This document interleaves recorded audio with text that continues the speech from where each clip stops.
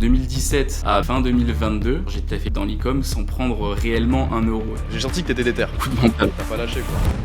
En fait, le context engineering, on va pousser cette base d'historique et on va pousser son apprentissage plus rapidement que juste échanger pendant des mois. Ah ouais, putain, l'IA vraiment elle en sait énormément sur moi quoi. Dans tous les cas, que ce soit avec l'IA ou sans l'IA, ils en savent énormément sur nous. La donnée, c'est genre ce qu'il y a de plus sensible, encore plus en Europe. On va se faire une auto-promo, on a enfin lancé One Click Brain AI. En fait, l'objectif, c'est de démocratiser en fait l'e-commerce pour tout le monde. C'est principalement un SaaS de big data. En fait, on donne des niches. Il va y avoir plusieurs autres grosses features, comme la génération de boutiques en un clic, qui permettra à quiconque en quelques clics de créer une boutique Shopify. Ça va tuer une industrie complète. Un bon SaaS, quand il arrive sur le marché, il casse une industrie.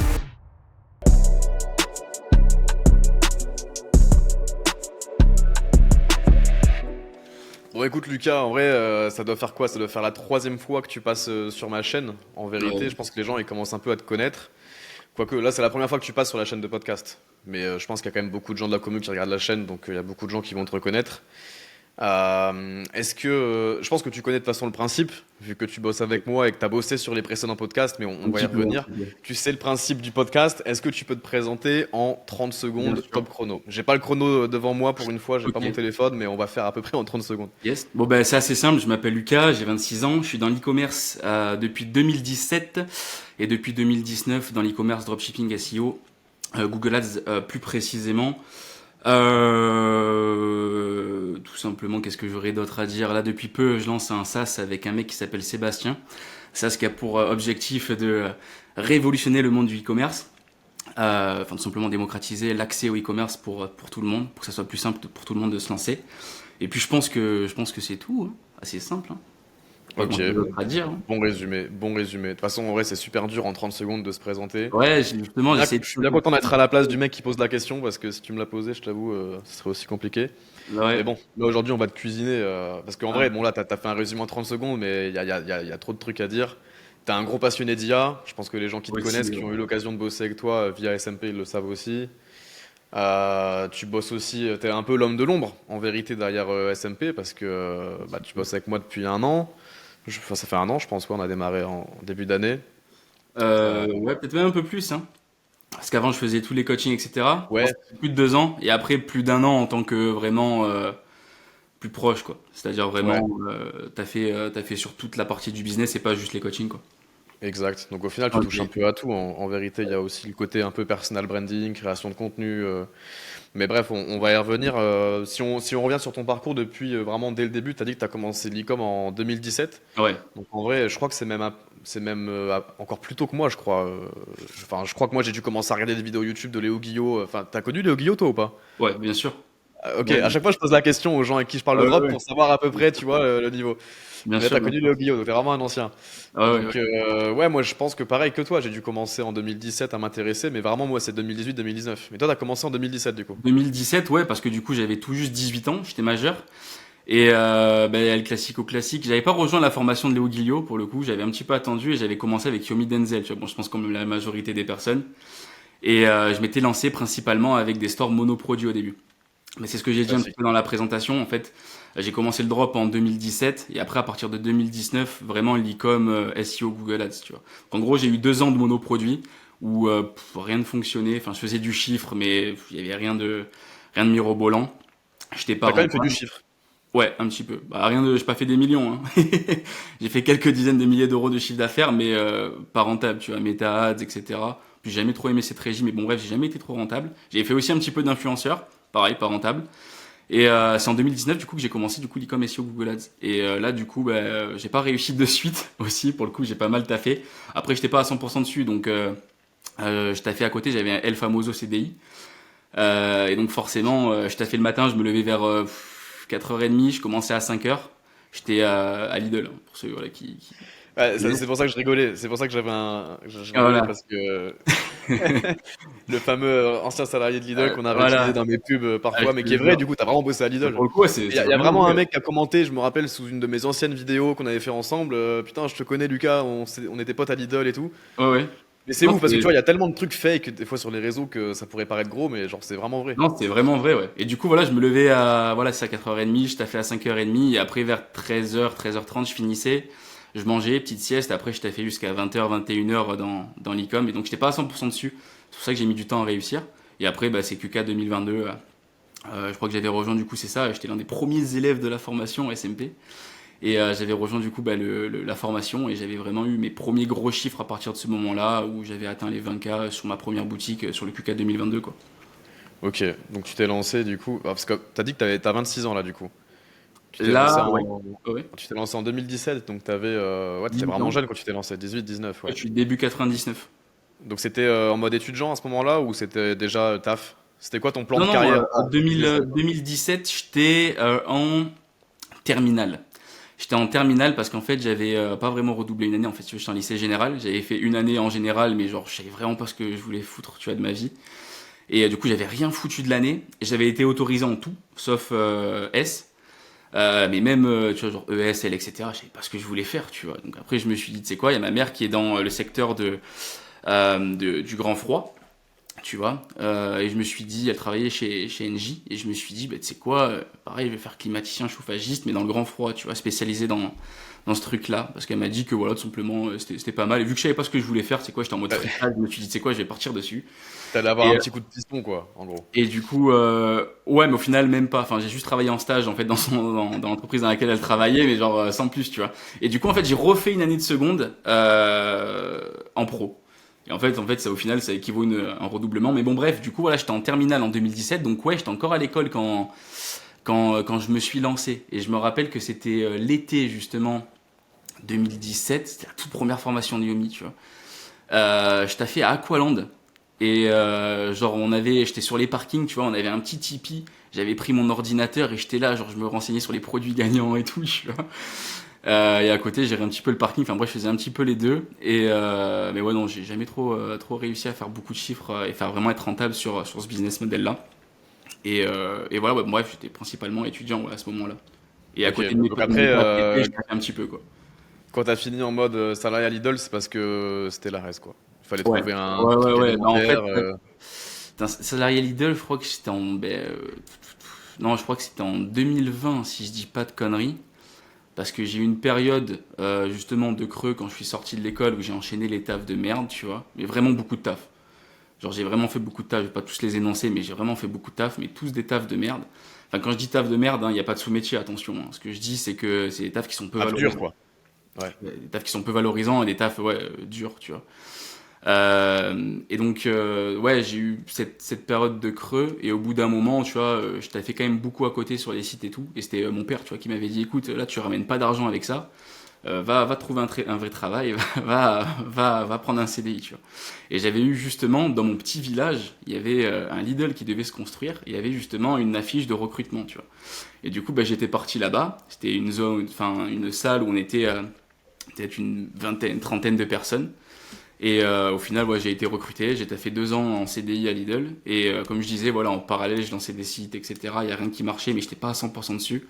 Et c'est vraiment, voilà, Q4 2022 que vraiment ça a pris et que j'ai fait des sous. Mais quand on y pense, ouais, de 2017 à bah, fin 2022, tu vois, genre j'ai taffé dans l'e-com sans prendre réellement 1 euro, tu vois.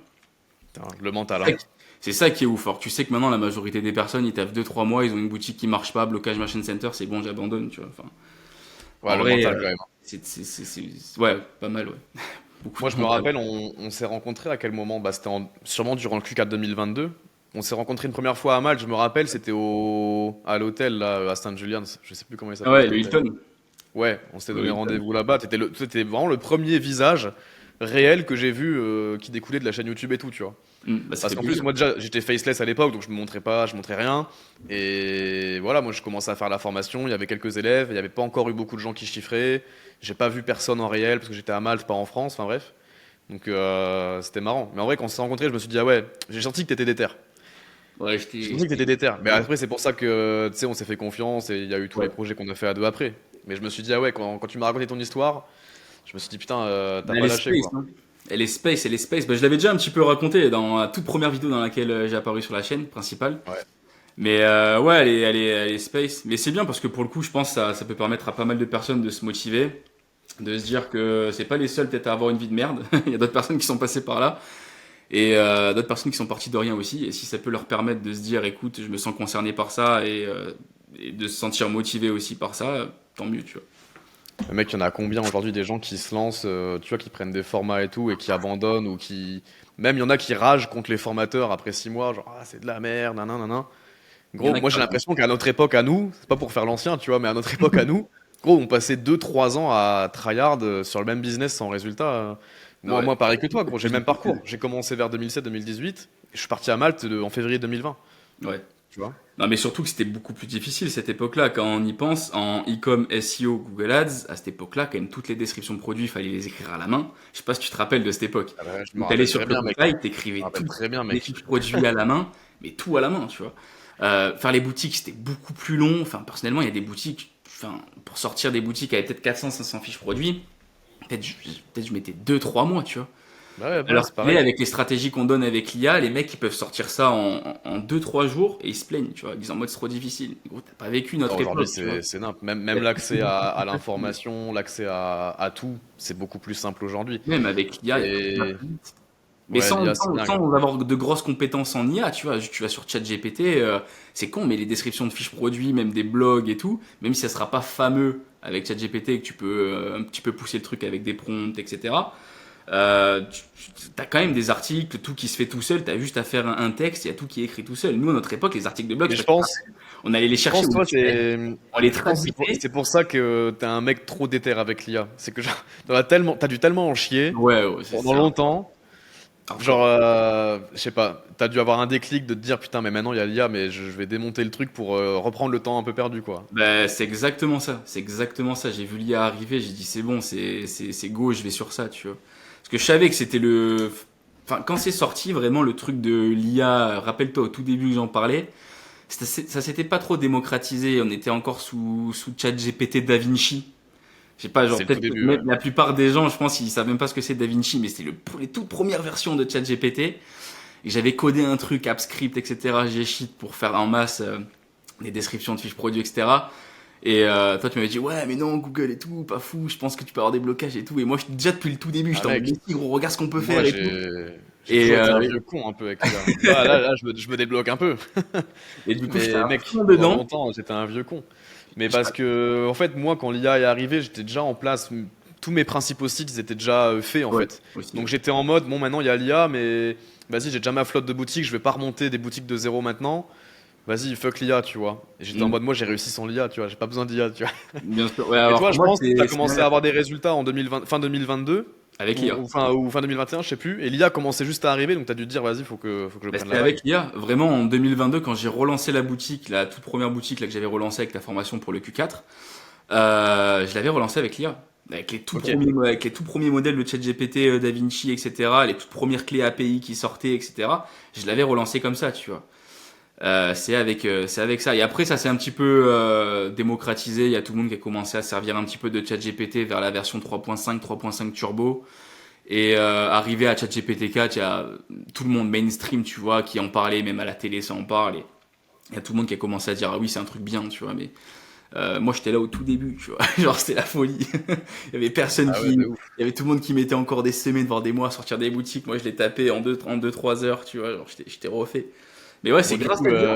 Vraiment des premiers le, résultats. le, le fin mot de l'histoire, c'est quoi? C'est l'IA, c'est pénalisant quand tu fais de l'e-com ou Non, c'est parce que nous, on a eu le il y débat pendant longtemps. ouais, il y a un gros débat sur ça. Et pour moi, en fait, je vais être assez. J'ai un avis assez tranché sur ça. Et c'est un avis en soi assez logique. Que tu fasses du contenu avec l'IA ou que tu fasses du contenu avec à la main, à partir du moment où c'est mal fait, tu seras pénalisé, tu vois. Si tu fais du contenu de merde à l'IA, forcément tu seras pénalisé. Si tu fais du contenu de merde à la main, tu seras aussi pénalisé. Mais si tu fais du bon contenu à l'IA et du bon contenu à la main, dans les deux cas, t'apportes au user, t'apportes tout simplement comment dire, à l'utilisateur de Google une réponse adaptée à sa requête, tu vois. Et que tu réponds à sa demande avec de l'IA ou à la main, en fait, pour Google, tu réponds à la demande de son utilisateur, tu vois. Donc en fait, ça change pour moi très peu de choses. En fait, ce qui change, c'est est-ce que tu fais du bon contenu ou pas. Mais que ça soit fait à la main ou avec l'IA, pour moi, ça change que très peu de choses à partir du moment où tu réponds à la requête utilisateur de l'utilisateur Google, tu vois. Ouais, c'est ça. C'est ça, c'est ça. Moi, je pense que l'IA, en vrai, là, pour moi, hein, là où c'est vraiment game changer, c'est tout le côté automatisation, agent IA et ce genre de trucs, où ça va quand même beaucoup plus vite qu'avant. Ouais. Après, pour faire du contenu, moi, je suis toujours un peu mitigé, mais bon, c'est mon avis, tu vois. Après, le pour contenu, créer c'est du plus contenu, je veux dire, à compliqué. proprement parler. En fait, je pense qu'il y a beaucoup de gens qui se disent trop cool l'IA, vas-y, je vais demander à ChatGPT, écris-moi une fiche produit. Tu vois. Genre, en fait, les gens ils utilisent un peu comme des golemons, tu vois. Ça, quand tu fais ça, je trouve ça pas dingue. Enfin, tu vas jamais te référencer ou faire un truc de ouf Oh non, ouais, si tu voilà. demandes à l'IA de te rédiger. Mais c'est comme pour YouTube, tu vois. Moi, je veux dire, je suis pas con. Quand j'ai vu que l'IA existait, je me suis dit, bah tiens, je vais voir si je peux faire des scripts avec l'IA à ma place, tu vois. Spoiler, non, tu vois, c'est pas possible. Tu peux pas demander à l'IA. Enfin, aujourd'hui, on arrive vraiment à faire des trucs un peu plus Ouais, poussés, mais il y a quand même 2 ans en arrière, enfin, tu pouvais ouais, c'est pas demander à possible. l'IA, fais-moi un script de vidéo, ça c'était de la merde, c'était vraiment pas ouf et ça se Ouais. voyait. Et moi, j'ai pris des copywriters à l'époque qui, au tout début de l'IA, qui pensaient que j'allais pas le voir, mais ils faisaient des trucs avec ChatGPT et genre ça se voit en fait, c'était vraiment pas quali. Donc Bah, à l'époque, pour faire du contenu, je trouve vraiment pas ça encore m- au point, même si ça tend à évoluer. Mais pour maintenant, tous les c'est quand tâches à même pas côté, trop pour gagner mal. du temps, je trouve ça cool. Maintenant, c'est pas trop mal parce que même sur la création de contenu, tu peux mettre en place du context engineering, tu vois, et quand même sortir des bons scripts. Après, tu les relis franchement à la main et tu les réadaptes un petit peu, tu vois, tu les paraphrases, enfin bref, tu corriges. Mais je pense que tu as quand même bien, même sur la création de contenu, 80-90% de ton script qui peut maintenant être fait avec l'IA grâce au context engineering, tu vois. Forcément, oui, tu arrives à ChatGPT, tu lui dis, écoute, fais-moi, voilà, je vais faire une vidéo sur tel sujet, fais-moi le script de la vidéo. Enfin, avec un prompt comme ça, oui, il va te faire un script de merde et ça va être pourri. Mais si Et- maintenant, encore une fois, tu fais du context engineering, que du coup, tu lui mets dans une database, potentiellement dans ta niche, toutes les vidéos des autres youtubeurs qui ont bien marché, tu lui dis analyse, etc., etc. Bref, tu le relis aussi au watch time avec un time zone sur un script, tu peux directement faire sortir ça avec YouTube Script, etc. Tu peux sortir en fait tout le script de la vidéo d'une vidéo YouTube avec le time zone à côté, tu sais. Ouais. 08.02. Et tu peux tout simplement demander à l'IA d'analyser tout ça et de lui dire tout simplement pourquoi cette vidéo fonctionne, etc. Et bref, tu travailles, tu travailles, tu travailles. Et après, tu fais ton petit context engineering comme ça et tu t'en sers pour tes propres vidéos. Après, quand tu lui dis, écoute, je vais faire une vidéo sur tel sujet, ben, vu qu'il a tout ça en database et qu'il a autant d'informations, il est plus à même derrière de te faire un bon script parce qu'il a déjà des scripts qui ont fonctionné, tu vois. Et Ok. c'est pas juste un prompt, genre, fais-moi une bonne vidéo en t'inspirant de Yomi Denzel, tu vois, genre, Ouais, ça marchera mais pas. justement, j'allais te demander pour ceux qui connaissent pas de définir ce que c'est le contexte engineering, mais enfin tu viens de le décrire du coup. C'est vraiment de donner un maximum de Ah ouais. data sur tes propres data et après l'IA est quand même beaucoup plus calé que juste lui demander de faire un script quoi, comme tu Ouais, dis. ça marche pour tout, hein. Ça marche pour de la création de contenu, mais ça peut marcher sur des descriptions de fiches produits. Enfin, le context engineering, ça s'adapte à toutes les niches, tu vois, et peu importe le marché. Tu peux vraiment le faire pour tout, tout, tout. Et d'ailleurs, même, j'invite les gens à vraiment faire du context engineering sur ChatGPT et même sur les autres moteurs d'IA, sur les autres LLM, tout simplement parce que vous aurez toujours beaucoup plus de résultats en donnant un maximum d'informations grâce au context engineering que juste en faisant des prompts. Et c'est super important, je pense, même sur un chat GPT. Je pense que la majorité des gens, ils pourront tester sur chat GPT. Si vous êtes dans l'e-commerce et que ça fait par exemple 2-3 mois que vous servez de chat GPT, de bêtement lui faire un prompt très bête et lui demander une description de fiche produit et voir le résultat. Et maintenant, vous demandez à votre mère qui n'a pas de chat GPT de faire le même prompt sur chat GPT et vous pourrez voir qu'en fait le résultat ne sera pas le même. Ben, c'est juste que vous, votre chat GPT à vous, avec les mois sur lesquels vous avez échangé avec lui et que vous avez retourné des réponses, ça j'aime pas, corrige ça, etc. Bref, il a acquis tout ça en database dans son historique et c'est ce qui fait que maintenant, avec des petits prompts pourris, ben, il arrive quand même à vous sortir des descriptions potables. Ben, en fait, le context engineering, c'est un petit peu la même chose, sauf qu'en fait, on va pousser cette base d'historique et on va pousser son apprentissage plus rapidement que juste échanger avec lui pendant des mois, tu Ouais, ça c'est assez dingue. Moi en vrai, mon chat GPT il connaît vraiment toute ma vie, hein, mais dans les moindres recoins, vois. mec. Hein. Je pense que toi c'est pareil de toute façon, vu comment tu kiffes Ah l'IA, ouais, pour mais le coup. après, je sais pas, toi, tu t'en penses quoi de ça? Tu trouves que c'est quelque chose de dangereux ou tu penses que c'est au contraire, de toute façon, autant y aller à fond? En Bah, fait, tu vois, moi, ça me simplifie tellement la vie au quotidien de lui demander plein de trucs sur tout que je me dis, vas-y, même s'il y a peut-être des conséquences négatives, j'ai besoin de l'info et j'aime bien aller vite et efficace, donc je demande tout à ChatGPT. Et ça serait trop relou de lui demander d'oublier parce qu'on peut cocher, je crois, pour pas qu'il mémorise, mais c'est trop relou, quoi. enfin, dangereux, ça dépend dans quel sens. Type complotiste, l'IA va nous, mode Terminator ou Bah, un peu, ouais. dangereux économiquement. Parce que tu sais, il y avait une trend, je crois, il y a quelques mois, où les gens ils disaient à ChatGPT, ouais, fais-moi un portrait par rapport à tout ce que tu sais de moi, ou un truc comme ça, tu vois. ou fais-moi un récit de tout ce que tu sais de moi. Et genre, à chaque fois, les gens, ils demandaient ça et ça dressait vraiment des trucs à la perfection. Et là, tu te dis, ah ouais, putain, l'IA, vraiment, elle en sait énormément sur moi, quoi, plus que mon meilleur pote. Dans tous les cas, que ce soit avec l'IA ou sans l'IA, ils en savent énormément sur nous, tu vois ce que je veux te dire. Enfin, l'IA, Bah c'est ouais. juste parce que c'est public et que tu peux lui demander, mais tous les grands États, etc., qui est l'IA ou pas, ils en savent énormément sur toi. Ça, pour le coup, la donnée, ça fait longtemps comment dire, qu'elle est plus confidentielle, si Ouais. je peux dire. Mais d'ailleurs, j'ai une question, toi, je sais pas si tu sais la réponse. Est-ce que tu penses qu'un jour, il y aura de la publicité sur, par exemple, ChatGPT, en Sûr, mode, tu sais, les banderoles comme sur Google ou des trucs comme ça? sûr et certain, ils ont déjà Parce que gros, sorti. le jour où ça va arriver, Ouais, peut-être que le ça va être méga segment, rentable, mec, hein. Tu vois l'opportunité le arriver, mec. segment, je me le suis noté sur une Apple Note en petit, là, Ah, let's mec, go. pour de l'e-commerce, mec, imagine, enfin, pour n'importe quel Mais business, de toute façon, c'est déjà le c'est. cas, c'est sorti, hein. C'est sorti, il y a Atlas GPT qui est sorti, donc c'est tout simplement comme Google, mais avec ChatGPT. Ils ont sorti justement une feature qui s'appelle Instacart. Alors reste à voir encore, je me suis pas trop penché sur le sujet, mais je crois que le Instacart, ça correspond au Merchant Center de Google en fait. Et sur Instacart, justement, tu peux indexer ta boutique et faire ressortir tes produits. Alors il n'y a pas encore un système d'ads. À l'heure à laquelle on tourne cette vidéo, il n'y a pas encore système d'ads qui a été mis en place, mais c'est une certitude qu'ils vont le mettre en place, c'est sûr et certain, tu vois. C'est Bah ouais, logique, ouais. sûr et certain qu'ils vont mettre en place des systèmes d'ads sur ça. Et quand ils vont le mettre en place, ouais, je pense que je crois que je vais être l'un des premiers à taper le segment fort. Tu vois, il y aura personne. Donc voilà. Après, pour le moment, c'est assez faible. Je crois que j'ai plus les chiffres en tête, mais j'avais regardé le nombre d'utilisateurs, le nombre de personnes qui utilisent ChatGPT Atlas comparé en fait à Google pour poser des questions. Et si je dis pas de conneries, je crois que ChatGPT Atlas, je crois que c'était 13 milliards et quelques, alors que Google, c'était 3000 milliards. Donc en fait, ChatGPT, Ouais, on la pourra leur marche. filer, représente rien, tu vois, comparé à Google. Mais je pense que franchement, la tendance dans le temps peut s'inverser. Alors pas s'inverser totalement, Google, je pense que restera toujours au-dessus. Mais je pense que ChatGPT peut vraiment prendre des grosses parts de marché.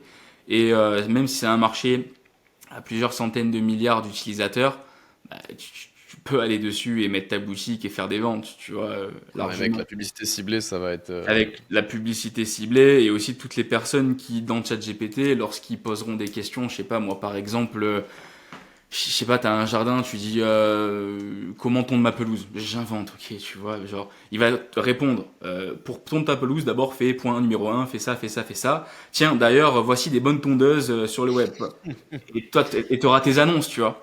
Bah ouais. Je suis sûr. D'ailleurs, c'est bien que c'est en record là, tu vois. On pourra témoigner dans plusieurs mois quand cette feature va sortir. On pourra dire que j'avais raison, tu vois. Mais je suis sûr que ça va sortir. Je suis sûr et certain que ça va J'espère sortir aussi. ce truc-là. C'est sûr et certain. Puisque de toute façon, en vrai, c'est quoi le modèle de rémunération de OpenAI à part l'abonnement? Pour l'instant, il n'y a rien. Ils sont pas rentables, hein. Sam Altman, à ce qui C'est pas paraît, rentable, ouais. Donc, inévitablement qu'un jour, il y aura de la publicité. Parce que pourquoi Meta, Google, etc., ils sont aussi puissants? C'est de la pub. Ça rapporte mais des c'est milliards exact. et des Mais milliards, en la fait, pub. si tu reprends toutes les grandes industries, ils ont toujours fait ça. Tu prends Snapchat au début, c'était pas rentable, ils ont fait de l'ads rentable. Telegram, ils faisaient pas d'ads, Ouais. c'était pas rentable, ils ont mis de l'ads rentable. Bah ouais, mec. Tu prends Facebook aussi, tout début, tu vois, pas rentable, ils ont mis des ads Ah, rentables. aujourd'hui, c'est une En fait, machine à tu croître. prends, tu prends toutes les grandes entreprises comme ça. Au début, au lancement, c'est vraiment un modèle startup classique, pas rentable, pas rentable, pas rentable. Et boum, tu mets de l'ads. Et ils ont tellement un nombre incalculable de visiteurs que derrière, ils peuvent très rapidement faire beaucoup. Ils mettent de l'ads, boum, c'est bon, rentable. Et ChatGPT, à l'heure qu'il est, justement, c'est pour moi l'une des seules grosses entreprises qui a pété vraiment les dernières années, qui n'est pas encore rentable, mais que c'est sûr, s'ils font de l'ads, ben forcément, ça va faire comme toutes les autres entreprises derrière, ils vont être rentables, tu vois. Ouais, c'est sûr. Bah, ça va être dingue. En tout cas, Ça il y va a être pas mal puissant. de trucs Ah qui vont oui, arriver qui vont être ultra puissants. Ouais. ouais, clairement, clairement. Ok, ok. Donc du coup, ouais, donc e-commerce, t'as vraiment pété en 2022-2023. Entre-temps, bah nous, du coup, on a loué une relation d'amitié, on s'est rencontrés et tout. Et je sais plus, ça s'est fait naturellement. Je crois que t'as commencé à bosser avec moi, parce que moi, initialement, la formation que je faisais, c'était que de la formation vidéo Ouais. en low ticket, mid ticket, et ensuite on est passé sur, enfin, on a ajouté des coachings en fait dans l'offre. Et c'est toi qui avais commencé à gérer les coachings. Ouais, mais tu m'avais C'était il y a proposé. 2 ans peut-être. Tu m'avais proposé quand j'étais à Malte. Je crois que c'était début 2023 même. Quand je m'étais expatrié, C'était vers février, mars, je sais plus, début 2023. Je me rappelle dans mon premier appartement. C'est là que tu m'avais posé justement la question. Tu m'as dit, écoute, ouais, je vais mettre des coachings groupés en place pour tous les mondes de la formation. Est-ce que tu es chaud de le faire? Et moi, franchement, j'ai dit, bah, franchement, pourquoi pas, tu vois. Je suis Et hypé. t'avais déjà plein de questions, je me rappelle, parce que vu que tu mettais tes screens de vente sur le groupe, il y avait déjà beaucoup de gens qui Ouais, te parlaient en privé et tu répondais à tout le monde. ouais, Et c'est vrai. même moi, des fois, j'étais un peu gêné. Je me disais, putain, gros, tu vas passer un temps monstre. Ouais. Et je me suis dit, autant que bah, tu bosses avec moi et tu seras payé, tu feras les coachings et puis t'apportes de la valeur et puis c'est Et du nickel, tu vois. coup, ouais, du coup, voilà. Et du coup, c'est comme ça qu'on a commencé ensemble, ouais. Coaching. Et puis après, pendant longtemps, coaching, coaching, coaching. Jusqu'à ce que, du coup, pareil, tu me proposes de m'associer quand même sur le business au global. Et pareil, j'étais hypé de ouf. Et puis, c'est comme ça que ça s'est fait, quoi, petit à petit, hein. Et puis Bah après, ouais, ouais, je suis venu à Dubaï, je le prix suis du galon. droite à gauche. Et puis, je me suis mis au golf, fini Lidl. Ouais, c'est vrai. Là, on pourra en parler après, mais putain, bref. Il y a trop de trucs à parler. Parce que c'est bien, vu que je le connais bien, j'ai trop de questions à te poser et les gens, ils vont kiffer. Mais où est-ce que je voulais en venir? J'avais une question intéressante. Je me rappelle que quand on s'est vu, je crois que c'est la dernière vidéo que j'ai fait à Malte il y a un an et demi quand on s'est vu. T'avais ton nouvel appartement, même qu'un mec dans les commentaires disait un Airbnb, je sais pas quoi. Ouais. C'est cette vidéo-là. À la fin, on avait fait pareil, un petit interview, update sur ta situation, et tu voulais, je crois, à ce moment-là, te lancer en personal brand sur les réseaux. Entre-temps, t'as arrêté, et aujourd'hui, tu vois, tu t'es toujours, enfin, t'es dans l'ombre, mais t'es toujours actif sur ce domaine-là du business en ligne, réseaux sociaux, etc., etc. Est-ce que tu t'es rendu compte que tu étais plus fait pour être dans l'ombre ou est-ce que qu'est-ce qui t'a motivé en fait à te dire bon en fait là j'ai tenté personal brand, VSL, tous ces trucs-là et en fait j'annule et Bah, en fait, tu vois ce que je veux c'est dire? principalement deux choses. La première, en fait, c'est que je cherchais à me diversifier. Je me suis dit, trop se diversifier, c'est pas une bonne chose. Surtout que c'était un domaine vraiment à part, enfin un domaine qui n'a rien à voir en fait avec l'e-com, etc. Euh, donc déjà trop se diversifier et je partais trop à droite à gauche et mes business qui me rapportaient le plus étaient en train de down parce que je m'en occupais plus du tout. Donc ça c'est la principale raison. Et la deuxième raison de me dire putain depuis le début je suis dans l'ombre, je suis bien dans l'ombre, je me fais pas chier, tu vois, je suis là, il y a personne qui me connaît, enfin tu vois, je suis dans mon coin tranquille, je fais ce que j'ai à faire. Est-ce que j'ai vraiment envie d'être public, tu vois? Et genre ça, c'est une question que je me suis longuement posée. J'étais sur ce projet-là, tu vois, je devais sortir le truc et tout. J'avais quand même pas mal de vidéos qui étaient tournées et tout, tu vois. Et j'avais tout le temps cette question qui revenait, est-ce que j'ai envie d'être public? Est-ce que j'ai envie d'être public? Est-ce que j'ai envie d'être public? Et après, je me suis dit, tu sais quoi? En fait, je me pose trop la question. Et si je me pose trop la question, c'est peut-être parce que c'est peut-être pas la bonne chose, tu vois. Si c'était la bonne chose, je pense que je me poserais pas la question et que j'aurais de suite attaqué, tu vois. Un peu comme l'e-com, c'est con. Mais genre, je réussissais pas. Je me suis jamais posé la question. Genre, c'était une certitude, j'allais réussir, tu vois. Donc, je Ouais. continuais. Et donc là, le simple fait de se dire avant de se lancer, est-ce que j'ai envie? Est-ce que je dois le faire? Enfin, tu vois, genre, je me suis dit, tu sais quoi, non, c'est pas bon, tu vois. Donc, je me suis dit, écoute, j'arrête de me diversifier. Je repars sur mes business qui me rapportent le plus. Je reste dans l'ombre, ce que j'ai toujours su faire de mieux. Et c'est pour ça que du coup, j'ai pris cette décision du coup de me recentrer sur ce que je savais faire de mieux, quoi. Ouais, t'as raison. T'as raison. En vrai, c'est quand même enfin c'est pas rien en vrai, tu vois, d'être d'être la façade, d'être sur les réseaux, faire du Mm. contenu. Et d'ailleurs, il y a un nouveau métier un peu qui a un peu émergé, c'est tu sais, Scale Partner. Ça me fait penser un peu à ce que tu fais au Ah, final avec moi aujourd'hui, tu vois. C'est gros hacker. les Scale Partners aujourd'hui, c'est des mecs qui vont mettre en place plein de systèmes dans les business en ligne, mais en gros, ils sont pas exposés, quoi. Ils bossent pour un mec qui va être l'influenceur, on va dire, ou en tout Ouais, cas la façade. ouais, c'est le growth hacking, ça. Bah ouais, ouais, gros hacking, gros Ouais, operator. le vrai nom, ouais, c'est growth hacking. Mais ouais, c'est vrai que c'est tout nouveau ça. Enfin, c'est tout nouveau en France. Je pense qu'aux États-Unis, ça fait longtemps qu'il y a ça qui marche. En fait, si tu veux, c'est un peu le même style que manager OnlyFans, sauf que là, t'es manager d'un mec qui est connu, qui vend pas son cul, quoi. Ouais. C'est un petit peu c'est la même chose, quoi. Non, mais c'est ça, t'implémentes des Et en stratégies fait, tu pour gères le l'infopreneur, quoi. business, mais dans l'ombre, quoi. Mais ouais, c'est un peu comme un manager OnlyFans, sauf que là, t'es un manager d'influenceur, quoi. C'est tout. C'est ça, ouais. Et donc toi, avec du recul, en vrai, t'es plus à l'aise à cette place-là, quoi. Je pense que ouais, je suis plus à l'aise à cette place-là, ouais. Après, ça t'empêche pas de faire du contenu, bah, comme par exemple, t'es apparu plusieurs fois sur ma chaîne, on avait fait un vlog ensemble. Ça, Oui, c'est des voilà. trucs qui te dérangent pas. T'es pas en mode non, je veux pas montrer mon visage ni rien, Non, ouais, mais non. juste, tu vas pas te mettre sur les réseaux à plein temps, parce qu'en vrai, c'est un vrai taf, hein. Ah ouais, ça je C'est- sais, merci, ouais. Ça je sais, ouais, ça prend beaucoup de temps, tu vois. Bon, on le voit pour SMP, ouais, c'est la production de contenu, c'est beaucoup de boulot. Ouais, Mais j'imagine. c'est même pas pour le côté boulot, parce qu'au final, tu vois, je le fais déjà un petit peu, mais c'est vraiment pour le côté, genre, juste d'être moi face cam et d'être le personnage principal. Je suis pas fan, tu vois. Ok. Nickel, nickel. Bah écoute, en vrai, nous, en vrai, on a bien bossé cette année. Sur un an, là, on a fait pas mal de trucs, dont le SaaS. On va en parler. On va se faire une auto-promo. En vrai, je suis sur ma chaîne, donc je fais ce que je veux. Ça faisait longtemps qu'on en parlait. Ouais. En vrai, à chaque fois, on se disait, putain, c'est un peu le truc qui me manquait. Moi, les gens, de toute façon, ils le savent, hein, ça fait des années que je le dis aussi. C'était mon grand projet. Un jour, j'avais envie de créer un SaaS. J'avais juste ni l'idée, ni le partenaire, parce que je sais que c'est un projet que j'allais pas faire tout seul.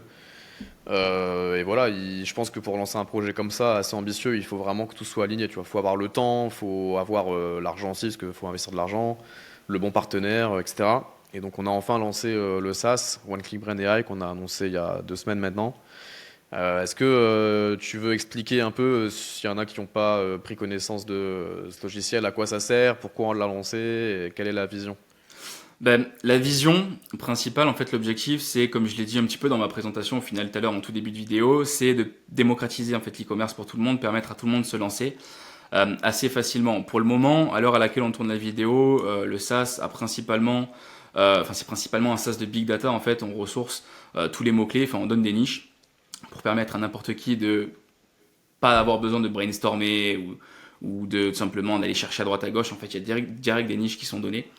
Donc premièrement de gagner du temps dans la recherche de niche et partir sur une niche, une bonne niche et de l'analyser pour avoir tous les mots-clés, la tendance, etc., les produits sur AliExpress qui en découlent. Donc principalement maintenant, au début, enfin le SaaS sert principalement à ça, sert à gagner du temps dans le lancement et surtout bien se lancer et pas faire l'erreur de se lancer sur une mauvaise niche, grâce justement à toutes ces données-là qui sont centralisées et croisées avec notre intelligence artificielle. Dans le futur, c'est prévu, d'ailleurs c'est sur le SaaS, en coming soon, il va y avoir plusieurs autres grosses features qui vont sortir, comme l'analyse de boutiques, où ça sera possible d'analyser les boutiques de concurrents et sortir le trafic qu'ils ont, les backlinks qu'ils ont, où c'est qu'ils se positionnent, etc. Et aussi leur branding, la colorimétrie qu'ils utilisent avec les couleurs hexadécimales qu'ils utilisent, la typographie, bref, pas mal de choses, mais aussi d'analyser sa boutique, simplement pour avoir aussi le branding de sa boutique, mais derrière aussi toutes les data SEO de notre propre boutique. En autre grosse features, il va y avoir la génération de boutiques en un clic. Je pense que ça va être principalement la main features du SaaS qui permettra à quiconque en quelques clics, et vraiment quelques clics, pour le coup c'est pas exagéré, de créer une boutique Shopify, ok, principalement Shopify. Donc il faudra juste tout simplement avoir sa niche, etc. au préalable, puis après derrière aller sur génération de boutique en un clic, cliquer, générer la boutique, et la boutique sera prête. La personne n'aura plus besoin de se connecter sur Shopify, mettre les pages légales, mettre son Stripe ou son Shopify Payment, et puis mettre la boutique en ligne, et ce sera fini, quoi. Il y aura tout le travail qui sera fait. Et il y a aussi en troisième grosse features qui arrive, déblocage Merchant Center. Donc ça sera tout simplement une IA qui scrape le site de user, donc et qui ressortira toutes les pages et qui, avec l'IA, du coup, analysera qu'est-ce qu'il faut améliorer ou pas et qui relèvera un score d'optimisation pour l'améliorer et derrière améliorer tout ça et faire une demande Merchant Center pour passer Merchant Center et plus avoir le blocage. Donc ça sera les principales grosses features. Mais c'est prévu aussi en caché, c'est pas encore apparent sur le SaaS et pour le moment on n'en parle pas trop. Mais il y a d'autres choses qui vont arriver qui seront tout aussi puissants, mais j'en dis pas plus. Mais ça sera vraiment vraiment puissant. Je dis pas ça genre en mode pour hyper le truc ou quoi. Genre ça sera vraiment, ça fera Non, non, gagner un mais temps énorme. je valide, ouais, ça va être incroyable. Et en vrai, la grosse difficulté qu'on a eue, c'est que le projet global, c'est un multi-SaaS. Chaque Ouais. fonction, à terme, ça pourrait être un SaaS complet. Et c'est là où, en fait, on a dû prendre la décision de se dire, on veut lancer un MVP pour commencer. Toi, c'est ton premier SaaS d'ailleurs. Enfin, je précise pour les gens qui nous regardent, c'est ton premier SaaS, moi aussi. On s'est beaucoup formé avant, on a essayé de faire les choses bien. Mais c'est vrai que je pense qu'il y a peut-être une petite partie de frustration chez certaines personnes qui me suivaient, qui se disent pour l'instant, il n'y a entre guillemets, une fonction, même si en vérité c'est tellement complexe derrière, on pourra Ouais. en parler après, de développer rien que ça. Mais il y a une fonction, mais le projet global, c'est d'ailleurs pour ça qu'on avait trouvé le nom One Click Brain, parce que c'est vraiment global et avec tout ce qu'on a envie de faire derrière. Quand l'outil sera vraiment fini, mais il y en a encore pour au minimum un an, et encore Mm. grand minimum, ça va vraiment être Ouais. En fait, n'importe quel e-commerçant pourra l'utiliser, je pense. Pas juste un débutant qui a besoin de trouver ouais, leur ouais. niche. Même si pour l'instant, c'est la promesse de lancement, Bien quoi. sûr, l'objectif serait que tout le monde s'en serve. Après, c'est vrai que je rebondis sur ce que tu dis, la complexité d'avoir plusieurs SaaS au sein d'un même SaaS. C'est vrai que c'est très très complexe, tu vois. Nous, notre SaaS, il regroupe en soi plein de features qui, indépendamment, pourraient être des SaaS. Et c'est très difficile d'avoir au sein d'un SaaS, d'avoir plein de grosses features comme ça, d'avoir un abonnement qui est quand même assez faible et d'être rentable. Tu vois ce que je veux dire? La plupart des SaaS, généralement, ils ont une feature, ils font la même chose et puis c'est tout, tu vois. Et c'était là, vraiment, c'était un petit peu comment dire, le truc complexe de ce développement, c'était de se dire comment on peut faire un truc qui centralise tout ce dont a besoin un e-commerçant, le proposer pas cher et derrière qu'on soit rentable. En fait, c'était ça vraiment la complexité C'est du ça. projet. Et non, clairement, on a réussi. Alors encore une fois, il y a encore plein de choses qui sont en cours de développement parce que c'est impossible de sortir tout ça en un mois. Et déjà en un mois sortir une MVP comme on a sorti, en vrai c'est déjà propre. Mais quand le SaaS sera au complet, ouais, ça sera vraiment le SaaS où les gens ils auront juste besoin de ce logiciel, de cet outil pour l'e-commerce et puis c'est tout. Ils auront plus besoin de 2, 3, 4 SaaS. Tu vois, la majorité des gens, quand ils se lancent, ils vont avoir besoin de ce SaaS pour faire ci, ce SaaS pour faire là, ce SaaS pour faire ça. Tu vois, ben, en fait, ils auront plus besoin de tous ces SaaS. Ils auront juste besoin d'avoir One Click Brand et ça sera fini, tu vois. Ouais, mais d'ailleurs, je rebondis, c'est intéressant ce que tu as dit. Proposer des prix bas par abonnement, forcément, pour que ça puisse correspondre à tout le monde et être rentable, parce qu'il y a beaucoup de gens, je pense, qui connaissent pas vraiment les dessous. Et même moi, je connaissais pas avant de me lancer, c'est vraiment nouveau pour moi. Mais vu qu'on a recours à l'IA et à plein d'API, bah, quand un user prend un plan et qui va taper par exemple 5 recherches de niche, pour lui, c'est peut-être random, mais derrière, nous, il y a des coûts de dingue sur les différentes API. Et c'est pour ça, en vérité, qu'un outil comme SEMrush, que moi j'ai souvent mis en avant, ça coûte vraiment cher. Ça coûte 150 euros par mois, sauf erreur. Et il y a Mm. plein d'outils SEO pour le coup qui sont vraiment chers parce que ça demande en fait une énergie de dingue Ouais. derrière et un coût énorme, quoi. Bah, c'est vrai que même si on relève juste sur la feature principale qui est la recherche de niche et les mots-clés sur les analyses ou les mots-clés d'analyse de niche, rien que ça, en fait, c'est vrai que ça, c'est ultra complexe parce que même on prend le cas de SEMrush, qui est une entreprise qui vaut je sais pas combien, mais c'est plusieurs milliards, tu vois, vraiment c'est un géant. Ils pourraient très bien se dire, vas-y, on fait des prix de gros, on fait un abonnement à 50 euros, mais s'ils le font Ah pas, oui. c'est qu'il y a une raison, tu vois. Donc leur abonnement, il est à 150 euros, et nous, le truc qu'on avait, c'était de se dire, bah, en fait, on va arriver, faire la même chose qu'eux, essayer de faire un petit peu mieux pour l'e-commerce, je parle attention, vraiment pour l'e-commerce, c'est-à-dire segmenter les mots-clés, mots-clés similaires, mots-clés de produits, mots-clés de blog, mots-clés de collection, etc. Vraiment segmenter et ordonner. Ressortir toute la donnée, les tendances, tous les mots-clés, enfin bref, le tout, le CPC, bref, tout. Mais pas pour 150 euros, pour 30 euros, sauf qu'en fait, on pèse pas des milliards.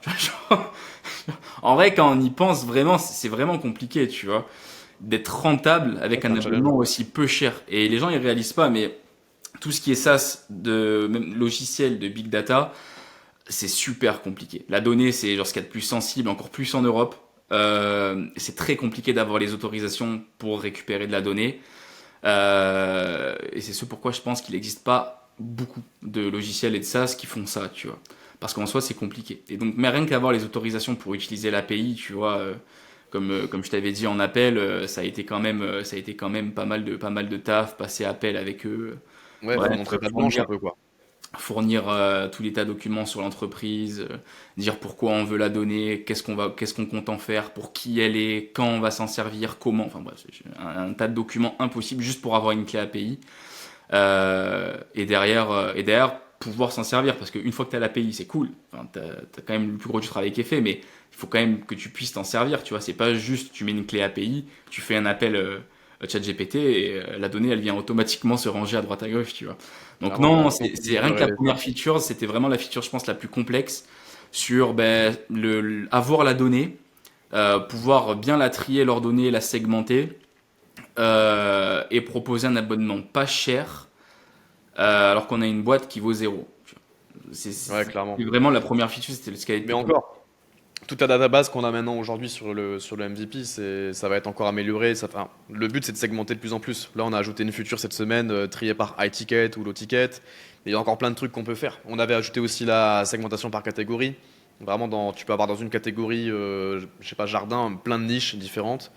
Et le but après, c'est de segmenter au max pour que les gens aussi, dès qu'ils arrivent sur le tool, ils puissent vraiment avoir une recherche personnalisée et pas juste une liste que tout le monde va avoir la même, quoi. Ouais, on a aussi la nouvelle feature de génération d'arborescence Ouais, qui est développée. Il y a encore des corrections, etc. Et qui va sortir, là, à l'heure à laquelle on tourne cette vidéo, elle va sortir, je pense, demain ou après-demain. C'est une petite feature cachée qui apparaît, je pense, dans tous les cas, je retournerai une vidéo et des sections tutoriels, tu sais, dans le SaaS pour que ça soit clair pour tout le monde pour s'en servir. Parce qu'actuellement, il n'y a qu'une vidéo dans le dashboard, mais dans le futur, avec toutes les features qu'il y aura, bref, il faudra faire presque quasiment une mini formation dans le SaaS, tu vois, pour montrer comment s'en servir. Et voilà, on a la nouvelle feature de génération d'arborescence, et même ça, c'est un gain de temps énorme, parce qu'en fait, tu pourras directement, quand tu analyses une niche, avoir tous les mots-clés, donc les similaires, collections, produits, blogs, sélectionner les mots-clés que tu veux, parce que forcément, dans le lot, on peut pas sortir que des bons mots-clés. Et il n'y a aucun outil qui sort que des bons mots-clés. On va sur Ubersuggest, SEMrush, SEO ouais, Observer, ils sortent des mots-clés, mais pas que des bons, tu vois.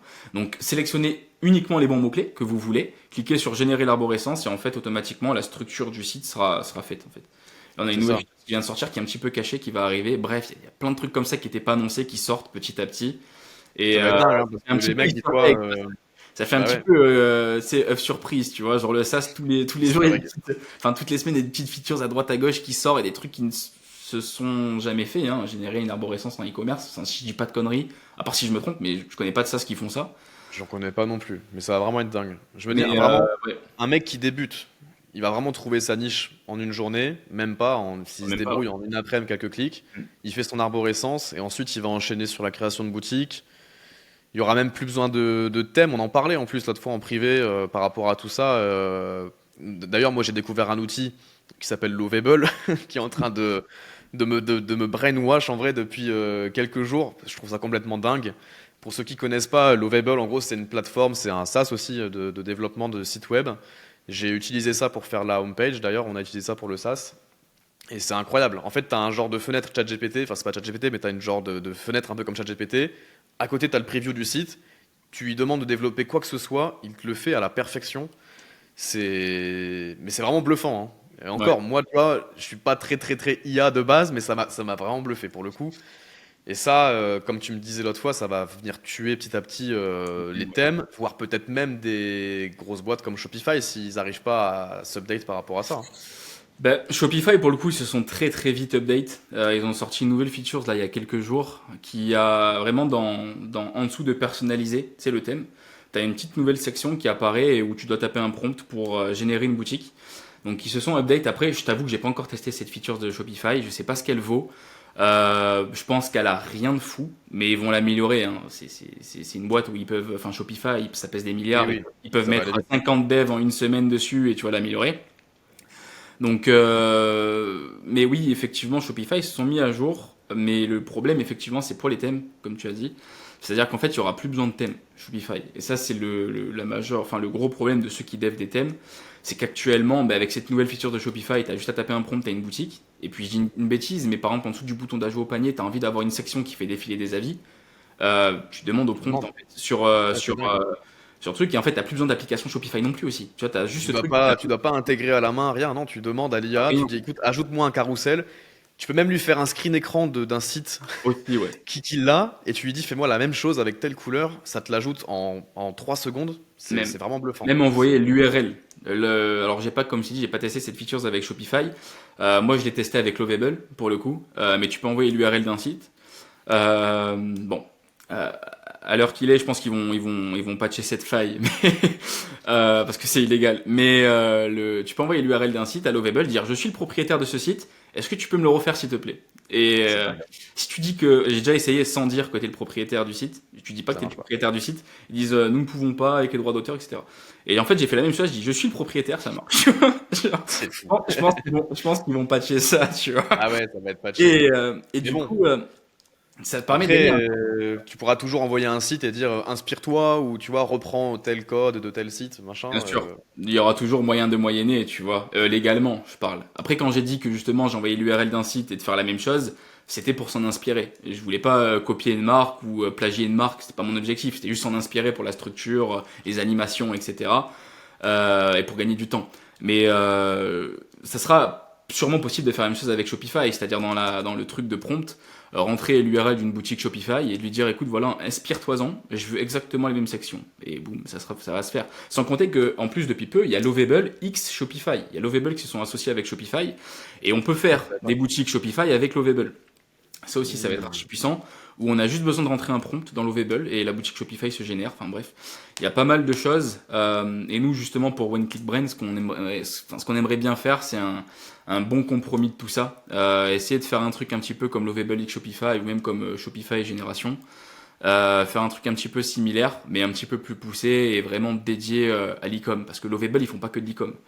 Donc en fait, ils font des sites vitrines, pas mal de choses, sites de réservation, bref, pas mal de sites, et aussi du e-com. Mais ils font pas que de l'e-com, alors que nous, notre IA qu'on peut fine-tuner peut être spécialisée dans l'e-com, tu vois. Ouais, Donc je pense qu'on a notre épingle à tirer du jeu sur ça. Et puis voilà, ouais, principalement par rapport à tout ce que tu viens de me dire, quoi. Ouais, c'est dingue. Je repense à ça en même temps, parce que moi, ça me brainwash, cette histoire de Lovable, etc. Je me dis, tu vois, toutes les agences qui vendent des sites internet, enfin, mec, ça va tuer une industrie complète. Enfin, je veux dire, En fait, même de base quand on y pense, un bon SaaS, quand il arrive sur le marché, il casse une industrie. On prend le cas de Netflix, ils ont détruit le cinéma. Tu prends le cas, j'ai quoi comme autre exemple. J'ai le cas de Netflix qui a détruit le cinéma. Je sais pas si tu as d'autres exemples en tête, j'en avais, mais mais mec, dans tout, dans voilà. le doublage vidéo, dans n'importe quelle industrie, il y a eu des SaaS qui sont arrivés et qui utilisent l'IA et qui tuent des industries. Bref, ouais, dans tous les cas, de toute façon, quand t'as ben, c'est con, mais genre voilà, un gros SaaS, Spotify, tu vois. Ils ont détruit l'ère du disque et de la radio, même la radio, tu vois. Genre en fait, quand t'as un gros SaaS qui arrive, il détruit forcément une industrie, tu vois. Là, Lovable, ils arrivent, c'est un gros SaaS, qu'est-ce qu'ils vont détruire? Ben, ils vont détruire toutes les agences qui créent des sites internet pour 5000 balles et qui mettent un mois à être fait. T'as un Ah SaaS ouais. qui coûte 20 balles, tu fais un prompt, t'as un site qui est fait sans bug, responsive mobile, tablette, etc. en 10 secondes chrono.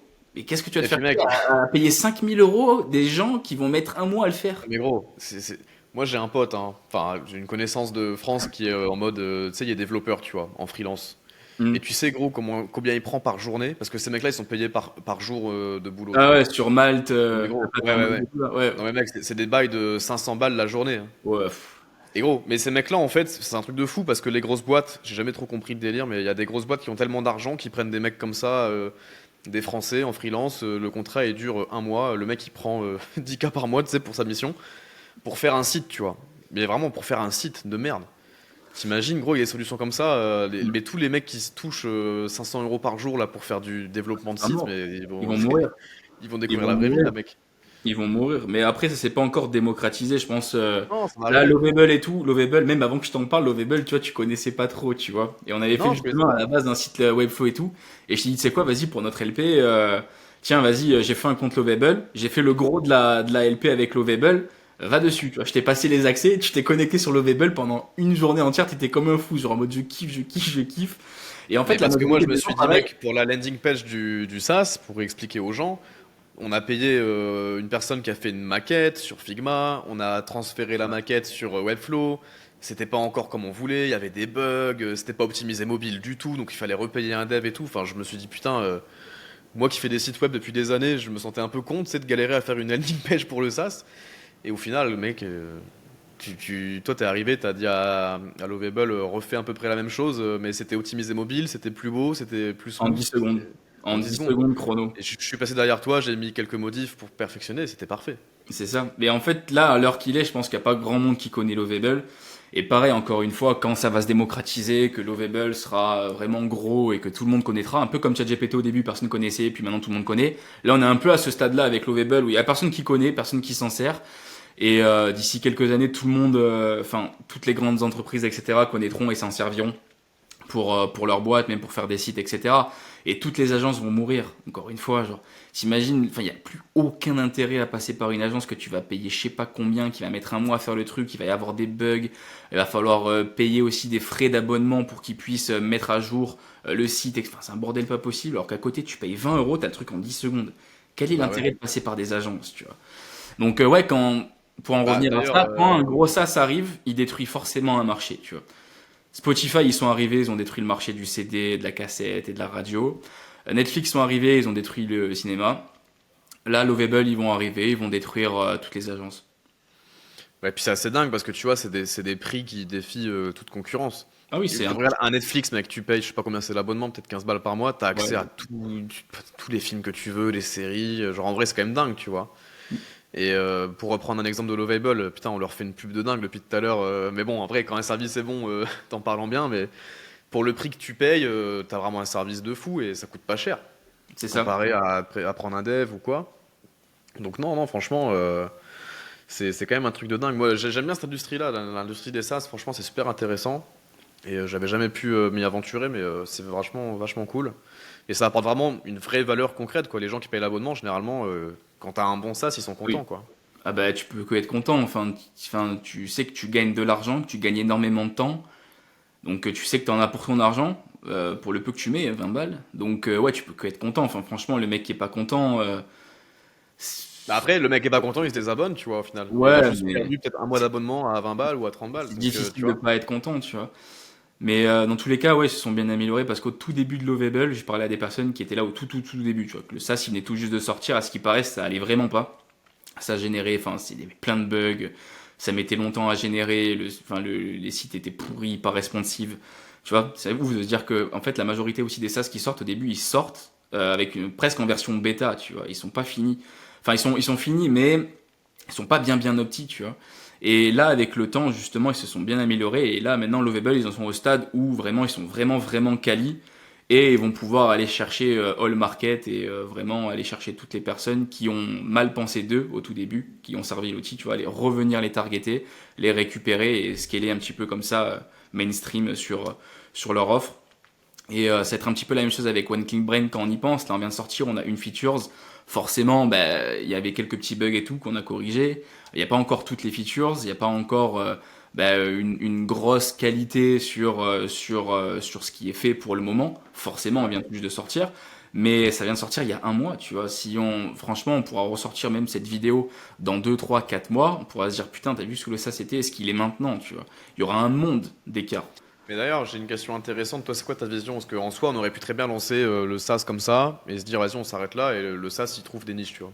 C'est toi, ta vision, c'est quoi? Tu penses que c'est plus smart pour un mec, imaginons, qui a pas de vision forcément méga long terme, qui veut juste faire de l'argent avec des SaaS. Tu penses que le mieux, c'est de lancer des micro SaaS, un peu des micro SaaS IA, un peu one shot, ou alors c'est vraiment le mieux, c'est de faire un gros écosystème. C'est quoi le mieux à ton avis? C'est quoi le plus smart?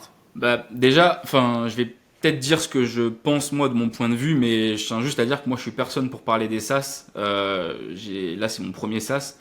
Et j'ai pas envie de faire comme tous les mecs qui lancent un business, qui font 100 euros avec et qui commencent à ouvrir des chaînes YouTube pour donner leurs conseils et vendre des formations. Donc, premièrement, juste l'avis que je vais donner, c'est mon avis et je suis pas un expert en SaaS. Ok, c'est le premier truc que je veux remettre Disclaimer. l'église au centre du village. Voilà. Maintenant, pour moi, qu'est-ce qui est le mieux dans le SaaS? Bah, c'est bête, mais tu vois, c'est ce qu'on fait au final. C'est vraiment permettre à quiconque, avec un seul outil, de d'avoir un outil must-have et pas un nice-to-have. C'est-à-dire avoir un outil qui est un réel indispensable et que presque il est bête s'il s'en sert pas, tu vois. Le truc, c'est que avec les micro SaaS, tu peux pas faire ça. Avec un micro SaaS, généralement, bah, ça va être, c'est un peu comme des apps sur Shopify, etc. C'est ça. C'est pas des must-have, c'est des nice to have, tu vois. Tu prends même des SaaS no code, c'est pas des must-have, c'est des nice to have, tu vois. Et je me dis que pour faire un must-have, tu es obligé d'avoir un SaaS from scratch et donc d'avoir un SaaS en tant que tel. Vraiment un vrai SaaS, enfin un vrai SaaS, tu m'as compris quoi, mais un SaaS from scratch quoi, vraiment dev à la mano. Donc pas du no-code ou du micro-SaaS. Et pour moi, les SaaS must-have, c'est forcément ces vrais SaaS-là, tu vois. Et la vision, c'est du coup de se dire, écoute, on va faire un vrai SaaS, entre guillemets, hein, le vrai SaaS, pour faire un must-have et permettre à quiconque, en fait, de se dire, bah, presque, j'ai pas le SaaS, je suis bête, tu vois. Et c'est pour moi sur ce marketing-là que tu vas chercher les plus gros MRR et la plus grosse valo, parce que c'est un must-have et pas un nice-to-have. Voilà. Ouais, parce qu'il y a aussi toute cette dimension qu'on n'a pas non plus abordée, mais il y a beaucoup de gens qui font des SaaS aussi pour, pas pour le revenu par abonnement, mais pour avoir une boîte qui est valorisée et la revendre. Et en vrai, si tu as juste un SaaS, comme tu dis, nice to have, où les gens ils vont rester 2-3 mois, puis après ils vont lâcher parce qu'ils en ont plus besoin, bah tu as un taux de désabonnement qui est assez élevé, et ton SaaS il vaut pas beaucoup d'argent. Donc ouais, je pense aussi un peu comme toi. Je pense que ce qui est intéressant, c'est vraiment de... De toute façon, dans tous mes business, et on a la même philosophie, c'est vraiment une approche long terme et essayer de te rendre un peu indispensable, tu vois. Quand tu crées un truc, c'est assez important, tu vois. Hmm. Je pense que les plus gros SaaS aujourd'hui qui sont les plus valorisés, c'est des trucs où les gens ils restent abonnés Bah, des mois, voire des années, parce qu'ils en ont vraiment besoin. Et au final, le SaaS que lequel les gens payent, c'est pas juste une fonction, c'est vraiment un écosystème avec plein de trucs à l'intérieur. pour moi, encore une fois, je pense que tu prends les plus gros SaaS, c'est des must-have. Tu vois, c'est ceux qui ont le plus gros MRR, ceux qui ont les plus grosses valos, c'est tous des must-have. Je connais aucun SaaS qui a une grosse valo qui a un nice-to-have, tu vois. Aucun. Enfin, peut-être Non, cite-moi c'est vrai. un, mais je connais aucun SaaS qui a un gros MRR, une grosse valo, qui a un nice-to-have. La plupart des gros SaaS qui ont une grosse valo, justement un gros MRR, etc., tout ce qui en découle, c'est des must-have. Ouais, c'est Après, encore ça. une fois, peut-être que je me trompe, mais pour moi, c'est ça, quoi. Non, je pense clairement. Après, je pense qu'il y a de l'argent à faire sur le court terme en lançant un Ah petit oui, SaaS. Ça peut se faire. Tu lances un truc avec 3000 balles, tu prends un dev, il te fait une petite fonction, tu le marketes, machin, tu l'exites, mais... non, non, après attention, je dis pas qu'il n'y a pas d'argent à faire dans les micro SaaS et les SaaS no code. Non, non, c'est pas ce que je dis. Ce que je dis, c'est pour moi ceux qui ont le plus gros potentiel. Tu vois. Pour moi, ceux qui ont le plus gros potentiel, c'est les SaaS en tant que tels. Mais oui, franchement, tu fais un SaaS no code, je sais pas, bah, Lovable, tu peux faire un SaaS no code avec Lovable. T'as Bolt aussi, si je dis pas de conneries, je crois que tu peux faire du SaaS no code. T'as Bubble aussi, je crois. Bubble.io, je crois que tu peux faire des SaaS no code. Et après, des micro SaaS, c'est différent. Ça va être un peu généralement les apps Shopify, etc. Et là, oui, il faut un dev. Mais ça reste du petites features, tu vois. Des petites features à droite à Ouais. gauche. Et c'est plus facile. Après, aussi, ce qu'il faut comprendre, c'est que les micro SaaS et les SaaS no code, c'est ce qu'il y a de c'est plus facile à faire qu'un SaaS en tant que tel. Parce qu'un SaaS no code, bah déjà, t'as pas d'équipe en tant que tel. C'est juste toi, l'IA, et tu fais ton SaaS et après ton marketing. Un micro SaaS, bah, t'as besoin d'un dev, mais c'est quand même en tant que tel moins compliqué à sortir pour moi. Et un SaaS, vraiment un SaaS, bah là, c'est vraiment ce qu'il y a de plus compliqué, tu vois. C'est ce qu'il y a de plus compliqué à sortir, mais c'est là aussi où t'as les plus grosses valos et les plus gros MRR à aller chercher. Ouais. Tu conseillerais, toi, à un mec qui se lance dans le business, de lancer un SaaS en premier ou non? C'est-à-dire, vraiment, tu t'es débutant dans le business, tu lances un SaaS? Bah ouais, imagine un mec qui regarde ce podcast, il a jamais fait de business et il se dit tiens, est-ce que ce serait pas mon premier business, lancer un SaaS? Non, non. Moi, je pensais que peut-être la question se poser sur, par exemple, je sais pas, moi, t'es déjà e-commerçant, etc., et tu veux lancer Non, un SaaS. je parle à Non, un mec vraiment, from tu parles d'un débutant qui veut partir dans le SaaS, non. Là, c'est peut-être un nom catégorique. Je pense que tu peux parler à Pourquoi? tous les gens qui font des SaaS, je pense qu'ils diront la même chose. C'est un niveau de complexité hardcore. C'est déjà, tu dois connaître parfaitement le marché que doit attaquer le SaaS, et doit vraiment avoir un niveau de compétence assez élevé. Généralement, un SaaS, quand tu attaques un marché avec un SaaS, ben, c'est un marché qui ressort d'un business en ligne ou qui s'en rapproche. Et si tu n'as aucune compétence en business en ligne de base, ça va être compliqué, tu vois, d'être expert dans ce que tu veux lancer avec le SaaS, tu vois ce que je veux dire. Ouais. Le budget, enfin, c'est un budget de sortir un SaaS, tu vois, la plupart des gens, enfin, je veux dire, même en e-com, etc., tu vois, pour lancer les ads, il faut avoir 500, 800, voire 1000 euros pour lancer, tu vois, il y en a beaucoup qui rechignent, qui ont du mal, mais un SaaS, vous n'êtes pas prêt, hein. Un Ouais, SaaS, c'est ça des c'est pas pareil, dizaines hein. un SaaS, c'est des dizaines de milliers d'euros, et encore, c'est des dizaines de milliers d'euros si vous avez, vous, la strat et vous, la techno. Ce qui est le cas de One Click Brain. Pour le coup, c'est moi un petit peu qui ai la techno et la strat, et c'est ce pourquoi, en fait, on paye pas cher, parce on peut avoir qu'un seul dev et bombarder comme ça. Mais si t'as pas la techno, t'as pas la strat, et tu veux lancer le truc, c'est bien, mais aligne, tu vois, il y a des SaaS qui coûtent des centaines de millions d'euros, centaines de milliers d'euros, pardon. Donc déjà ça coûte beaucoup financièrement, il faut avoir beaucoup de compétences, mais que ça soit des compétences dans le domaine dans lequel tu veux lancer le SaaS, mais aussi des compétences en recrutement, tu vois. Si tu veux pas que le dev il te la mette à l'envers ou qu'il parte avec le projet, enfin, il faut des compétences en recrutement. Enfin bref, ça nécessite pas mal de Ouais, il y a choses. quand même des trucs à Et ça c'est savoir, que ouais. pour faire le SaaS, et ça c'est que pour faire le SaaS. Après tu as le marketing. Comment tu le marketes, les pubs sur Meta, sur Google, les affiliations, aller chercher des partenariats avec des youtubeurs et tout, etc. Bref, Bah ouais, c'est en fait, ouais, créer le SaaS, c'est l'étape numéro une, quoi. Mais c'est vrai qu'il y a beaucoup de gens qui ont plein de projets. Ok, le projet il est bien, mais il faut le vendre en fait derrière. voilà, c'est ça. C'est C'est déjà pareil, faire le projet, c'est compliqué. c'est compliqué sur tous les stades. Et après, pour le marketer, c'est compliqué aussi sur tous les C'est encore stades. autre chose. Ouais. Donc non, je pense que vraiment pour un débutant qui veut, enfin je pense qu'il y a tout le monde qui le dit. Si je dis pas de conneries, je crois que j'avais déjà vu aussi des podcasts avec d'autres personnes qui font des SaaS, même Yomi avec Minea, tu vois, qui en parlait, etc. Qui conseillait absolument, enfin qui disait que c'était pas du tout un business pour débutants, que c'était quelque chose qui était beaucoup plus compliqué. Mais je pense que tu prends la plupart des gens qui ont fait un SaaS, ils te diront la même chose, tu vois. Tu prends même Kylian Khalifa de Tapit, tu vois, il a fait plein de vidéos où il dit mais les gars, si vous vous lancez dans le business en ligne, ne faites pas un SaaS. Donc non, le SaaS, je pense que c'est vraiment un monde à part entière. Ça nécessite vraiment beaucoup de compétences et beaucoup de facteurs qui font que tu peux pas l'attaquer si t'es débutant, quoi. Ouais, pour moi, je vois un peu le monde des SaaS comme genre, le vrai business, tu vois, entre guillemets. C'est Ouais, Quand tu lances un SaaS, tu peux jamais le faire tout seul. De toute façon, faut un dev, faut un peu d'équipe, donc faut savoir gérer des équipes. Comme tu dis, faut l'argent. Il y a toujours des frais en fait qui n'étaient pas prévus. Il y a forcément toujours des bugs. Donc en fait, le dev avec qui tu te lances, il va te coûter un salaire minimum tous les mois déjà, Ah oui. pendant des mois et des mois. Il y a les bugs, ouais, faut le vendre, faut de l'argent pour faire des collabs, ou alors faut avoir une audience. Tu vois, comme nous, on a la chance d'avoir mon audience principalement, mais ouais, non, faut être armé entre guillemets sur plein d'aspects. C'est vrai que je Ouais. trouve pas non plus que c'est un business pour débutants. Ouais, non, clairement pas. Non, non, clairement, il y a, en soi, quand tu y penses, il y a plein de business différents pour faire de l'argent quand t'es débutant. Enfin, si je vois, je peux donner un conseil, partez pas sur des SaaS, quoi. Faites d'abord de l'argent avec un business en ligne, celui qui vous plaît, celui sur lequel vous sentez le plus aligné avec ce type de business en ligne, et puis faites de l'argent comme ça. Enfin, il y a plein de façons de faire de l'argent de nos jours, tu Un vois. business à cash flow, ouais, un peu de Plein Golemon de, quoi. Genre, plein de truc de business. base quoi. Il y en a plein aujourd'hui. Tu fais du closing, j'en sais rien, Il y a du 50. e-com, hein, j'en sais rien. Il y a trop de business en ligne en vrai à faire pour déjà te faire un petit capital, te faire ton Ouais, expérience, ton truc. ouais, il y a 50 trucs à faire. Si tu veux faire de l'argent, pour moi, le SaaS, non. Tu vois. Pars sur plein de petits business à cash flow. Et après, oui, si tu as un projet de sortir un SaaS, etc., pourquoi pas. Mais ça va te coûter beaucoup de temps, beaucoup d'argent et beaucoup de problèmes. Voilà. Ouais, non, c'est compliqué. Ok, ok.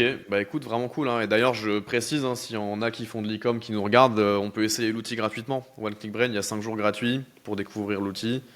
On mettra le lien sûrement en description pour ceux qui veulent tester. On arrive sur une petite heure de podcast en vrai. Putain, T'as des déjà. sujets que tu voulais aborder particulièrement? Moi, en vrai, j'ai abordé tout ce que je voulais. Donc, Des sujets à aborder moi, j'ai un sujet. C'est régulièrement. quand tu viens à Dubaï, Lucas?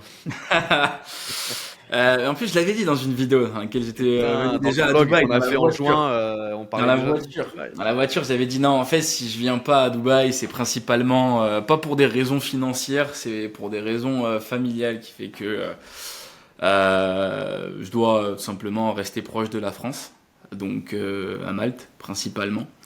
Et enfin, je fais beaucoup d'allers-retours mais entre Malte, la France, etc. Et c'est ce pourquoi je peux pas vraiment venir à Dubaï. Mais c'est vrai que si ça ne tenait que de moi, je pense que je serais à Dubaï et je pense que ouais, je pense que je serai à Dubaï. Ouais. Ouais, franchement, c'est cool ici. Je pense que enfin, du moins quand je suis venu, genre j'ai vraiment kiffé, tu vois. T'es déjà J'ai venu vraiment, deux fois, je crois. T'es venu une fois ouais, avec ta petite femme et t'es revenu pour le vlog l'autre fois. ouais, Ouais, non, c'est particulier comme ville, mais c'est cool. ouais. Mais je trouve que justement, il y a une grosse différence entre ce que tu vois sur les réseaux de Dubaï et quand il est, tu vois. Moi, je sais qu'avant que je vienne, la toute première fois, j'avais beaucoup de préjugés sur Dubaï. Je pense que tous les préjugés que tout le monde ont, tu vois, genre, enfin tous les trucs bêtes, tu vois. Mais quand je suis venu, en fait, je me suis dit putain, en fait, c'est vrai que ça a rien à voir avec ce que je m'imaginais, tu vois. Donc c'est pour ça que En c'est bien d'y positif, du venir coup. pour voir.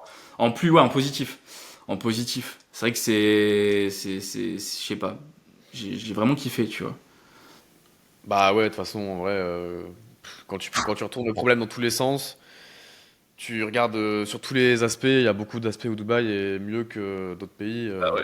Après, c'est particulièrement vrai la que France en de vérité. toute façon, avantage slash, enfin avantage inconvénient slash, enfin tu vois, t'as capté, mais il y a beaucoup plus d'avantages que d'inconvénients, je trouve, à Dubaï. Après, il y en a, le pays parfait n'existe pas, dans tous les cas, Ah, c'est sûr, ça c'est sûr. mais je trouve qu'il y a plus d'avantages que d'inconvénients sur le pays, tu vois. Après, sans parler, tu vois, des impôts. Enfin, on va pas se mentir, hein, la raison principale de partir à Dubaï, c'est juste pour payer moins d'impôts, hein, on va pas se leurrer. Sinon, les gens, ils resteraient en France, en soi, quand on y pense. Enfin, Bah, même pas forcément, je une pense, hein. France. Ouais, non, mais une France plus sécure, plus tout, en fait. Juste une meilleure Bah France au ouais, niveau global, tu vois. qui marche mieux. Genre, Qui marche même mieux. le gouvernement ici, il est ultra efficace dans tout. Ouais, voilà. Donc, mais même pas au final que pour les impôts, au final. Vraiment, c'est pour le tout, tu vois. Genre, même c'est calme, c'est propre. J'ai pas, tu vois, c'est ouf, hein, mais j'ai pas ressenti ce truc bling bling. Tu vois. J'ai pas ressenti ce truc bling bling quand j'y étais. Alors oui, tu vois des supercars, mais c'est comme quand tu vas à Monaco. Et d'ailleurs, j'ai Ouais. jamais compris ça. Les gens qui vont à Monaco, ils sont en mode, ouah, c'est trop beau et tout. Ils disent pas que c'est bling bling, hein. Ils disent, ouah, c'est trop beau et tout, les voitures. Ils viennent à Dubaï, ah, mais c'est bling bling, il y a que des supercars. Enfin, je Ouais, je comprends sais pas. pas, je pense qu'il y a un peu une jalousie de Dubaï parce que il y a beaucoup de gens qui s'y expatrient et parce qu'ils ont réussi en vrai, on va pas se mentir. Et quand toi t'as pas réussi et que t'es bloqué en France, tout ce que t'as à dire c'est ah mais il y a pas d'âme à Dubaï, il y a pas de nature, ouais c'est bling bling. Ouais, en fait, j'ai Tu vois, jamais en vrai, compris ce truc de. Si tu vas à Monaco, les gens ils sont en mode c'est incroyable, Dubaï c'est bling bling, mais alors que c'est les mêmes voitures, c'est les mêmes. Des ah fois, c'est ouais, même les mêmes gens. bah oui. Tu vois, c'est juste le pays, tu vois, la principauté qui change. Donc non, non, c'est pas. Enfin, Dubaï c'est pas plus bling bling que Monaco. Et je trouve même que Dubaï, c'est bête ce que je vais dire, peut-être que c'est moi je l'ai ressenti comme ça, peut-être que c'est pas le cas, mais je trouve les gens plus simples qu'à Monaco.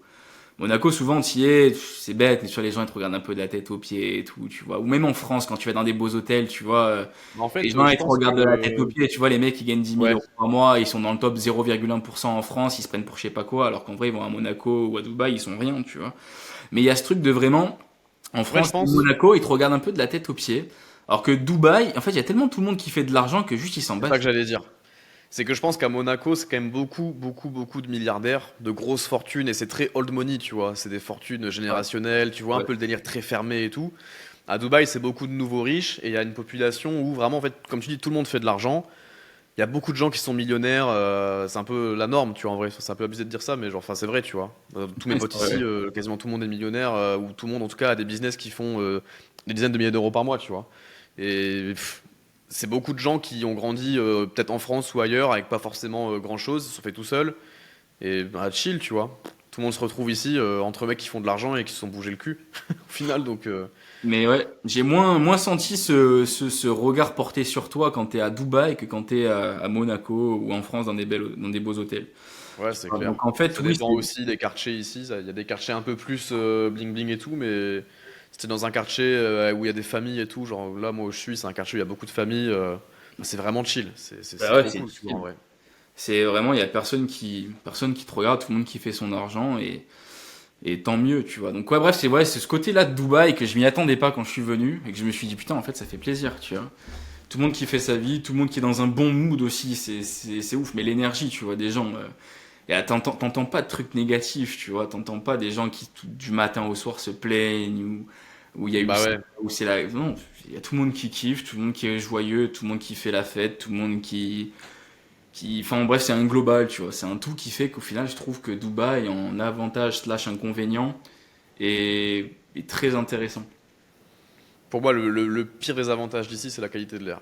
Ouais, bah ouais, je pense que Mais je veux dire, après, voilà, tout le monde. pour moi, c'est vraiment le seul des avantages, mais qui est vraiment chiant en vrai. D'ailleurs, t'as un Mais bon, purificateur d'air chez toi? Parce qu'il y a tout le monde qui en a. ouais, j'en ai deux, Ah mais oui, carrément. en fait, le problème, c'est que tu vois, tout le monde installe des purificateurs d'air, mais en vérité, ça solve pas le problème. Parce que déjà, quand tu mets la clim toute la journée chez toi, en fait, l'air en continu, il re-rentre pollué. Et puis, je veux dire, après, enfin, tu sors, tout le monde sort tous les jours, tu respires l'air de dehors pollué. Enfin, je pense pas que ce soit une solution.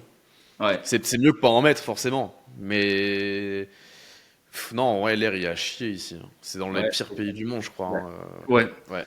Mais après, j'ai vu des projets de Dubaï, là, 2040, à ce qui paraît, genre, ils vont vraiment mettre pas mal de forêts, enfin, pas mal de verdure à droite à gauche. C'est le J'ai vu des projet, photos, ouais. De des maquettes. toute Et je façon, je pense que m'inquiète pas. Je sais que le oui, gouvernement ici, ça en va vrai, il arriver. fait tout pour que c'est le business model en fait. Ils veulent attirer un max de gens qui ont de la thune, qui vont dépenser sur place parce que toutes les compagnies, elles appartiennent au final aux grandes familles et au gouvernement. Donc le business model, il est ouf, tu vois. Leur intérêt, c'est que les gens y restent et qu'ils dépensent au max. Donc ils veulent les mettre bien et des bonnes infrastructures, une bonne qualité de vie, et une bonne qualité de l'air, etc. Donc ils bossent là-dessus, ça va venir. Mais Donc, Dubaï, c'est genre, enfin, ça n'existait pas il y a 30 ans, tu vois. Donc en vrai, il faut le temps ça. aussi, tu vois. C'est vrai que c'est pas C'est comparable. C'est vrai que c'est pas comparable. Souvent, il y a beaucoup de personnes qui comparent la France à Dubaï. Bah ouais, mec, C'est mais pas comparable. Tu peux pas comparer un pays qui a des milliers d'années d'histoire à un pays qui a 30 ans. Tu vois. C'est incomparable. Tu vois. Je vois déjà beaucoup en de 30 gens ans, quand faire tu le regardes, parallèle. ils ont déjà dépassé plein de points d'autres pays qui sont là depuis des milliers d'années, tu vois. C'est pour ça, franchement, non, faut pas comparer. C'est incomparable, la France et Dubaï. Mais je trouve que clairement, Dubaï, pour 30 ans d'existence, je trouve que c'est incroyable quand même d'avoir réussi à faire ça en 30 ans. Tu vois. Bah, c'est une dinguerie, hein. Ouais, voilà, grosse plus-value Dubaï. Et je pense que oui, je pense que je pense assez, enfin, dans les années à venir. Mais c'est pas pour de suite, quoi. Ouais, bah écoute, quand ta situation perso le permettra, hein. En Ouais. tout cas, bah ouais, je sais pas si tu veux que je redirige vers des réseaux sociaux, vu que t'es un peu l'homme de l'ombre. Est-ce qu'on redirige quand Ouais, même, t'as des réseaux ou des trucs? j'ai pas de réseau, enfin j'ai juste, je crois, un compte Insta. Je crois que je l'ai tout juste basculé en public parce que avec le SaaS qui est sorti et tout, tu sais, j'ai mis co-founder le SaaS. Avant j'étais en Aïe. privé, mais genre j'ai 100 abonnés sur mon Insta, tu vois, j'ai que des gens que je connais et proches, tu Ouais, vois. c'est un profil perso, quoi, ouais. Ouais, c'est vraiment un profil perso, genre j'ai 100 abonnés, je connais personne. Je pense non, pas la peine que tu mettes mon Insta, les gens, je pense demain, ils tapent Lucas Raftel, au pire ils me trouveront sur Bah Insta. écoute, on va rediriger vers le SaaS directement. Allez tous Voilà, prendre un abonnement sur voilà, oneclickbrand.ai, c'est la voilà. Compticom. Sur le ça, c'est ce qui est le plus, c'est ce Espèce qui est de le mot. plus important. Moi, j'ai pas de perso brain. Enfin, je suis dans l'ombre, quoi. Peut-être un jour, hein, éventuellement, tu m'avais dit, ça pourrait peut-être te chauffer, why not, de reprendre peut-être des vidéos YouTube, mais plus pas dans un but de monétiser, juste pour partager du contenu, Ouais, peut-être autour de la création de SaaS ou des trucs comme ça. Tu m'avais déjà dit ça une fois en ouais, mais perso. c'est juste en pourparler, tu vois. Je t'avais juste dit en mode j'y pense. Est-ce que je vais le C'est faire? cool. Je En sais vrai, pas du tout. je trouve ça cool aussi de faire du contenu juste pour partager sans forcément avoir un but de monétiser derrière, tu vois. Ouais. Juste non, je pense, ouais, même je sais Partage. pas, je te dis ça, mais tant tant je vais jamais faire de contenu, tant je vais en faire et je vais faire autre chose en fait au final, tu vois. Enfin, j'ai juste balancé ce truc-là en mode j'y pense, mais c'est pas, enfin, c'est pas du coup dans mes objectifs. L'objectif principal, ça reste quand même l'e-com, faire du chiffre en e-com, faire monter forcément One Click Brand aussi et C'est déjà SMP bien. forcément aussi. Ouais. Donc c'est les trois main projets qui restent quand même enfin, des gros projets où il y a quand même beaucoup de boulot, tu vois. Tu prends rien que le SaaS, en fait, la majorité des gens ils sont focus juste sur le business du SaaS, tu vois. Alors Bah ouais. que quand même à Faire côté plein de trucs j'ai en même temps, SaaS c'est. mais plus formation SMP et derrière les Licom, tu vois. Donc en fait ça fait beaucoup. Et je me dis si en plus de ça je me rajoute une chaîne YouTube, enfin tu vois, ça fait beaucoup en vrai. Ça C'est fait beaucoup de beaucoup de taf. trucs Une chaîne après, YouTube, genre ça capte l'énergie. c'est un vrai boulot, tu vois, YouTube. C'est Mm. pas juste tu sors ta caméra, salut ça va, et puis boum, t'envoies sur YouTube comme ça. Alors même le Tu contenu peux la brut, jouer comme ça. ouais, mais justement ce que j'allais dire, même le contenu brut, tu vois, sans montage, etc., que tu penses que c'est genre juste tu sors la caméra, tu parles, il y a quand même un minimum de travail derrière. C'est genre tu Bien décroches pas sûr. la caméra pour dire ce que t'as fait hier, les pissenlits que t'as mangé la veille, enfin bref, t'as compris quoi. Donc De non, ouf. il y a quand même un minimum de structure, un minimum de recherche à faire. Si juste tu décroches la caméra pour dire tout et n'importe quoi, il y a personne qui va regarder. Donc faut quand même, tu peux faire du format brut, mais il faut que tu aies de la valeur à apporter, tu vois. C'est Donc vrai. il y a quand même une recherche, un travail à faire et que tu saches ce que tu veux dire et ce que tu dois dire aussi, ça doit être bien quali et bien structuré. Donc non, ouais. Bah, de toute façon, si on arrive à faire tout ce qu'on a envie de faire en vrai sur One Click Brand, il y aura de quoi faire. Enfin, tu auras de l'expérience à partager dans les années à venir, ça c'est sûr. Je pense à ce stade-là, ouais. Bien sûr. Donc voilà. Bon bah écoute, on Ouais, mettra peut-être ton Insta en dessous, on verra. Et sinon, allez sur One Click Brand, hein, les gars. 5 jours ouais. d'essai gratuit pour ceux qui font de l'e-com. Trouver une niche rentable et puis la suite arrive fort. La suite arrive fort. Très très fort. Ah, franchement. Let's go, let's go. Bah écoute, c'était cool ce petit podcast. Et puis bah au prochain, hein. De toute façon, il y en aura peut-être d'autres, hein. Plaisir, hein. C'est pas la première fois que tu apparais sur la chaîne, t'es sûrement pas la dernière. Tu me dis, écoute Lucas, petite vidéo, viens, moi je suis là. Hein. Bah vas-y, vas-y. Bah prochaine vidéo sera un vlog à Dubaï comme la fois. Les gens ils auront Allez, kiffé. vas-y, on fait ça, pas de soucis. Vas-y, ciao. Allez, ciao, ciao.